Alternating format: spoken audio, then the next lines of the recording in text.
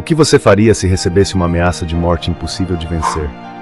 Ezequias, rei de Judá, enfrenta exatamente isso. O poderoso Império Assírio envia uma carta devastadora: rendição ou destruição total. Jerusalém está cercada. O inimigo é implacável. A situação parece sem saída. Mas Ezequias não entra em pânico. Ele não convoca apenas seus generais.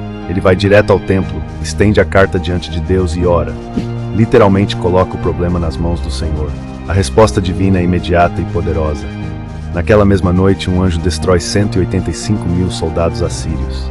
O rei inimigo foge humilhado. A lição é transformadora. Quando o peso for insuportável, não carregue sozinho. Leve sua crise ao altar. Estenda seus problemas diante de Deus. Ele não apenas ouve, ele age. Sua maior fraqueza pode se tornar o palco para o poder divino. Apresente sua batalha a Deus hoje.